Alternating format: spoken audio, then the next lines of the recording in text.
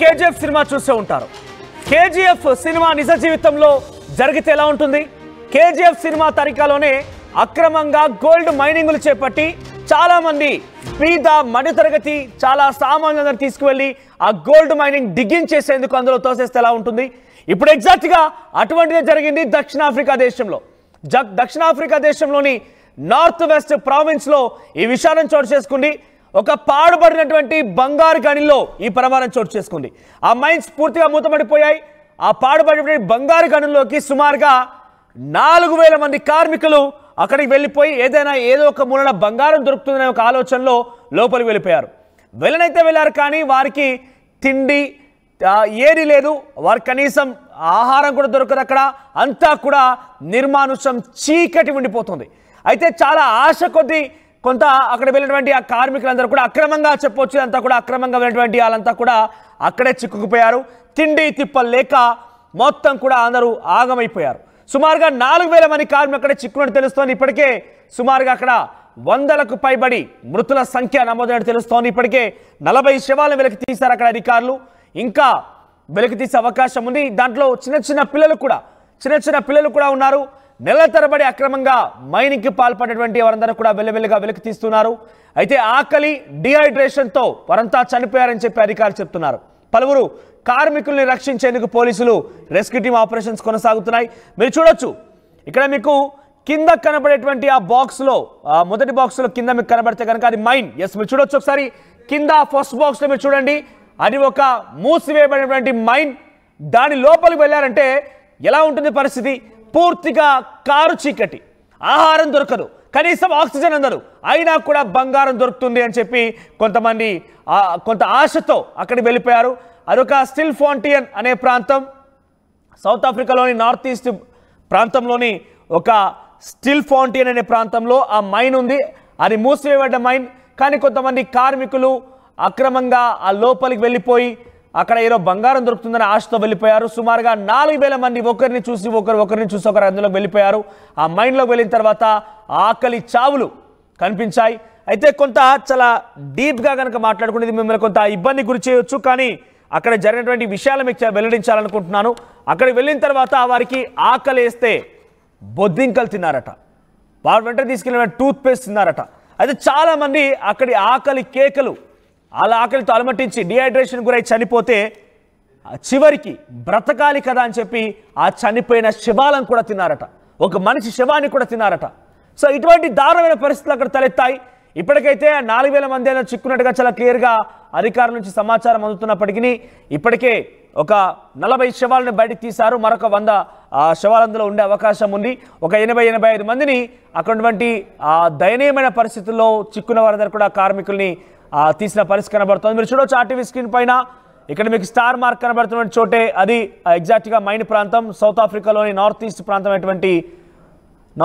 ప్రాంతం అటువంటి స్టిల్ ఫాంటియన్ అనే ప్రాంతంలో ఆ మైన్స్ ఉన్నాయి. ఆల్రెడీ మూసివేయబడ్డ మైన్స్లో కొంతమంది అక్రమంగా వెళ్ళినటువంటి వ్యక్తులు కాస్త అక్కడ కొంత ఇటువంటి పరిస్థితి దారితీసింది. అయితే ఈ విషయాన్ని mining affected communities United in action అనే సంస్థ వెల్లడించింది. దీని ప్రకారికంగా దక్షిణాఫ్రికాలోని నార్త్ వెస్ట్ ప్రావిన్స్లోని ఒక పాడుబడినటువంటి బంగారు గనిలో నెల తరబడిగా భూగర్భంలో చిక్కున్నటువంటి 100 మందికి పైగా వారందరినీ కూడా మరణించినట్టుగా అధికారులు భావిస్తున్నారు.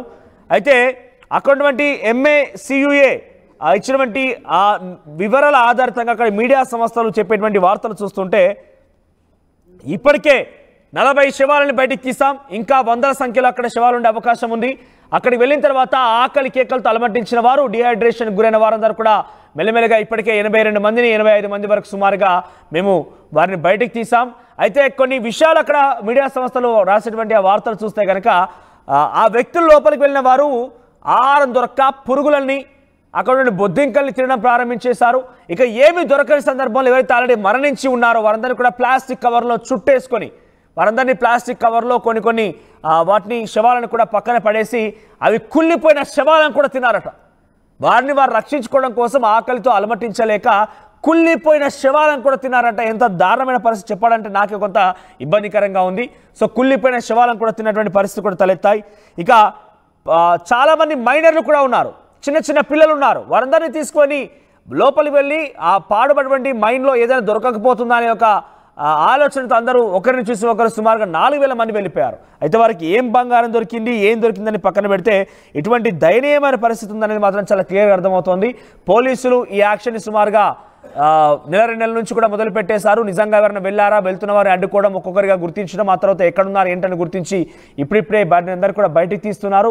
సహాయక చర్యలు కొనసాగుతున్న వారందరూ బయటికి తీసే చర్యలు కొనసాగుతున్నాయి. ఈ 4,000 మందిలో ఎంతమంది బతికున్నారు, ఎంతమంది చనిపోయారు, ఎంతమంది శవాలు కుళ్ళిపోయాయి, ఎంతమంది శవాలని అక్కడున్న వ్యక్తులు ఇతరులు తినేశారనే విషయాన్ని మాత్రం కొంత ఆలోచిస్తే కొంత ఆందోళనకరంగానే ఉన్నది. సో ఇక్కడ ఏదేమైనా కూడా అక్రమ మైనింగ్ పేరిట చాలా వరకు మైనింగ్స్ కొనసాగి ప్రస్తుతం అన్నింటినీ మూసివేసిన తర్వాత ఇంకా కూడా కొంతమంది అత్యుత్సాహంతో అక్కడికి వెళ్ళిపోయి మైనింగ్ చేపట్టడం, అక్రమంగా వాళ్ళు వెళ్ళిపోయి అందులో చిక్కుకొని ప్రాణాలను కొని తెచ్చుకున్న పరిస్థితి చావును కొని తెచ్చుకున్న పరిస్థితి కనబడింది. ఏకంగా శవాలను తిన్నారంటే అర్థం చేసుకోవాలి అక్కడ ఎటువంటి దారుణమైన పరిస్థితులు ఉన్నాయనేది. శవాలను తినడం ఇలా చాలా సందర్భాలు మనం అనేక అంశాలు చూస్తున్నాం. అంటే ఇప్పుడు సంఘటనలో చాలా అంశాలు మనం వింటున్నాం.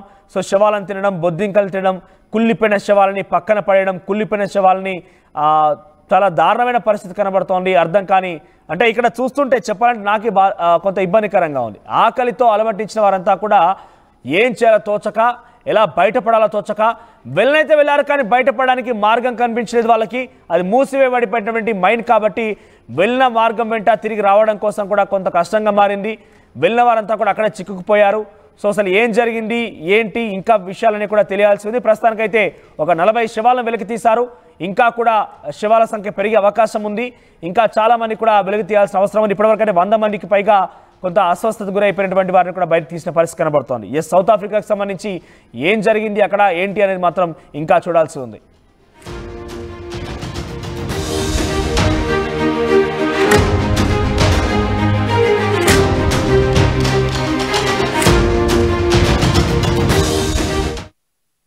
తెనాలి డబుల్ హార్స్ వారి సంక్రాంతి శుభాకాంక్షలు. తెనాలి డబుల్ హార్స్ మినపగుళ్ళు కాకుండా ఇతర pulses and dals, foods, dry fruits, chocolates, millets మొదలు